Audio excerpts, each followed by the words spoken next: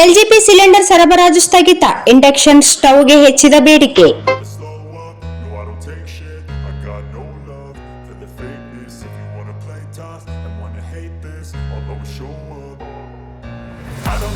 Iran ಯುದ್ಧ ಮತ್ತು ಮಧ್ಯಪ್ರಾಚ್ಯದಲ್ಲಿನ ಬಿಕ್ಕಟ್ಟಿನ ನಡುವೆ ಭಾರತವು ಎಲ್ಜಿಪಿ ಬಿಕ್ಕಟ್ಟನ್ನು ಎದುರಿಸುತ್ತಿದೆ. ಇದು ಬೆಲೆಗಳನ್ನು ಗಗನಕ್ಕೇರಿಸಿದೆ. ಅದೇ ವೇಳೆ ಪರ್ಯಾಯವಾಗಿ ಅನಿಲ ಸಿಲಿಂಡರ್ಗಳು ಮತ್ತು ಇಂಡಕ್ಷನ್ ಕುಕ್ ಟಾಪ್ಗಳೆರಡನ್ನೂ ಖರೀದಿಸಲು ಜನ ಮುಗಿಬೀಳುತ್ತಿದ್ದಾರೆ. ವಿದ್ಯುತ್ ಕುಕ್ ಟಾಪ್ಗಳ ಬೇಡಿಕೆಯು ದೆಹಲಿ, ಮುಂಬೈ, ಬೆಂಗಳೂರು, ಚೆನ್ನೈ ಮತ್ತು ಕೋಲ್ಕತ್ತಾದಾದ್ಯಂತ ಹೆಚ್ಚಿದೆ. ಯಾವುದೇ ದೊಡ್ಡ ಬಿಕ್ಕಟ್ಟು ಇಲ್ಲ. ದೇಶೀಯ ಉತ್ಪಾದನೆ ಹೆಚ್ಚಾಗಿದೆ ಎಂದು ಸರ್ಕಾರ ಸಾರ್ವಜನಿಕರಿಗೆ ಭರವಸೆ ನೀಡಿದ್ದರೂ ಹೆಚ್ಚುತ್ತಿರುವ ಅನಿಲ ಮತ್ತು ಇಂಧನ ಬೆಲೆಗಳು ಹಾಗೂ ರಿಫಿಲ್ ಬುಕ್ಕಿಂಗ್ನಲ್ಲಿ ವಿಳಂಬವು ಗ್ರಾಹಕರಲ್ಲಿ ಆತಂಕವನ್ನು ಉಂಟುಮಾಡಿದೆ. ಎಲ್ಜಿಪಿ ಕೊರತೆಯ ವರದಿಗಳ ನಡುವೆ ಅಡುಗೆ ಅನಿಲ ಸರಬರಾಜನ್ನು ರಕ್ಷಿಸಲು ಸರ್ಕಾರ ಅಗತ್ಯ ಸರಕುಗಳ ಕಾಯ್ದೆಯನ್ನು ಜಾರಿಗೆ ತಂದಿದೆ. ಆದರೆ ಜನರಲ್ಲಿನ ಆತಂಕ ಮತ್ತು ಭಯವು ವಿದ್ಯುತ್ ಪರ್ಯಾಯಗಳಿಗೆ ಬೇಡಿಕೆಯಲ್ಲಿ ಏರಿಕೆಗೆ ಕಾರಣವಾಗಿದೆ. ಪ್ರಮುಖ ನಗರಗಳಲ್ಲಿ ಸ್ವಿಗ್ಗಿ, ಇನ್ಸ್ಟಾಮಾರ್ಟ್ ನಂತಹ ಕ್ವಿಕ್ ಕಾಮರ್ಸ್ ಅಪ್ಲಿಕೇಶನ್ಗಳಲ್ಲಿಯೂ ಇಂಡಕ್ಷನ್ ಕುಕ್ ಟಾಪ್ಗಳ ಸ್ಟಾಕ್ ಖಾಲಿಯಾಗಿದೆ ಎಂದು ಮಾಧ್ಯಮಗಳು ವರದಿ ಮಾಡಿದೆ. ಬೆಂಗಳೂರಿನ ಎಂಜಿ ರಸ್ತೆ, ಅಶೋಕ್ ನಗರ, ಎಸ್ಜಿ ಪಾಳ್ಯ ಮತ್ತು ಸಿವಿ ರಾಮನಗರ ಪ್ರದೇಶಗಳಲ್ಲಿ ಇಂಡಕ್ಷನ್ ಸ್ಟವ್ಗಳ ಲಭ್ಯತೆ ಇರಲಿಲ್ಲ.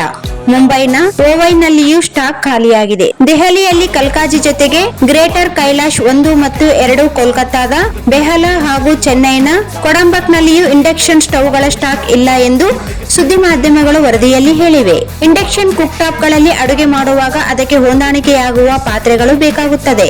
ಹಾಗಾಗಿ ವಿದ್ಯುತ್ ಸ್ಟವ್ಗಳಿಗಾಗಿ ವಿನ್ಯಾಸಗೊಳಿಸಲಾದ ಪಾತ್ರೆಗಳು ಮತ್ತು ಪ್ಯಾನ್ಗಳು ಸಹ ಈ ಪ್ಲಾಟ್ಫಾರ್ಮ್ಗಳಲ್ಲಿ ಹೆಚ್ಚು ಮಾರಾಟವಾಗುತ್ತಿವೆ. ಕಾಳಸಂತೆಯಲ್ಲಿ ಗ್ಯಾಸ್ ಸಿಲಿಂಡರ್ ಬೆಲೆ 500 ರೂಪಾಯಿಯಿಂದ 2000 ರೂಪಾಯಿವರೆಗೆ ಹೆಚ್ಚುತ್ತಿರುವುದರಿಂದ ಅನೇಕರು ವಿದ್ಯುತ್ ಸ್ಟವ್ಗಳ ಮೊರೆ ಹೋಗಿದ್ದಾರೆ. ಇದು ಸಣ್ಣ ಮಾರಾಟಗಾರರ ಮೇಲೂ ಪರಿಣಾಮ ಬೀರಿದೆ.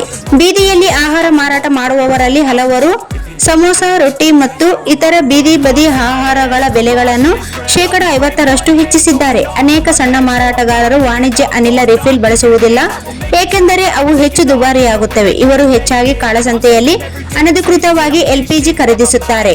ಇಂತಿರುವಾಗ ನೋಯ್ಡಾ ಮತ್ತು ದೆಹಲಿಯ ಕಾಳಸಂತೆಯಲ್ಲಿ ಗ್ಯಾಸ್ ಸಿಲಿಂಡರ್ಗಳ ಬೆಲೆ ಈಗ 2000 ರೂಪಾಯಿಯಿಂದ 3000 ರೂಪಾಯಿಗೆ ಏರಿದೆ. ಇಂಡಕ್ಷನ್ ಕುಕ್ ಟಾಪ್ಗಳನ್ನು ಮಾರುವ ಅಂಗಡಿಗಳಲ್ಲಿಯೂ ಇದಕ್ಕೆ ಹೆಚ್ಚಿನ ಬೇಡಿಕೆ ಇದೆ ಎಂದು ವ್ಯಾಪಾರಿಗಳು ಹೇಳಿದ್ದಾರೆ. ಒಂದೇ ದಿನದಲ್ಲಿ 50ಕ್ಕೂ ಹೆಚ್ಚು ಇಂಡಕ್ಷನ್ ಯೂನಿಟ್ಗಳನ್ನು ಮಾರಾಟ ಮಾಡಿದ ನಂತರ ತಮ್ಮ ಸ್ಟಾಕ್ ಕಡಿಮೆಯಾಗಿದೆ ಎಂದು ದಕ್ಷಿಣ ದೆಹಲಿಯ ಕಲ್ಕಾಜಿಯ ಅಂಗಡಿ ಮಾಲೀಕರೊಬ್ಬರು ಹೇಳಿರುವುದಾಗಿ ತಿಳಿದು ಬಂದಿದೆ. ಕಡಿಮೆ ಬೆಲೆಯ ಸ್ಟವ್ಗಳು ಈಗಾಗಲೇ ಮಾರಾಟವಾಗಿವೆ. ನಾವು ದಿನಕ್ಕೆ 70 ಯೂನಿಟ್ಗಳವರೆಗೆ ಮಾರಾಟ ಮಾಡಿದ್ದೇವೆ. ಜನರು ಸುರಕ್ಷಿತವಾಗಿರಲು 2 ಕುಕ್ ಟಾಪ್ಗಳನ್ನು ಖರೀದಿಸುತ್ತಿದ್ದಾರೆ ಎಂದು ಮುಂಬೈನ ಜುಹು ನೆರೆಹೊರೆಯ ಇನ್ನೊಬ್ಬ ಚಿಲ್ಲರೆ ವ್ಯಾಪಾರಿ ಹೇಳಿದ್ದಾರೆ. ಕರ್ನಾಟಕ ಉಪಮುಖ್ಯಮಂತ್ರಿ ಹಾಗೂ ರಾಜ್ಯ ಕಾಂಗ್ರೆಸ್ ಅಧ್ಯಕ್ಷ ಡಿಕೆ ಶಿವಕುಮಾರ್ ಅವರು ಎಲ್ಜಿಪಿ ಕೊರತೆಯು ರಾಜ್ಯದ ಹೋಟೆಲ್ ಮತ್ತು ವಾಣಿಜ್ಯ ಉದ್ಯಮದ ಮೇಲೆ ಪರಿಣಾಮ ಬೀರಿದೆ ಎಂದು ಹೇಳಿದ್ದಾರೆ.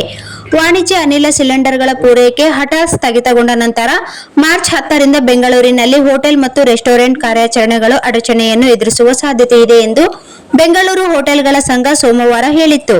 ಹೆಚ್ಚುತ್ತಿರುವ ಇಂಧನ ವೆಚ್ಚಗಳು ಮತ್ತು ಪಶ್ಚಿಮ ಏಷ್ಯಾ ಸಂಘರ್ಷದಿಂದ ಉಂಟಾದ ಪೂರೈಕೆ ನಿರ್ಬಂಧಗಳ ಕಾರಣ ಹೋಟೆಲ್ಗಳು ಮುಚ್ಚುವ ಪರಿಸ್ಥಿತಿ ಎದುರಾಗಬಹುದು ಎಂದು ಸಂಘ ಎಚ್ಚರಿಸಿತ್ತು.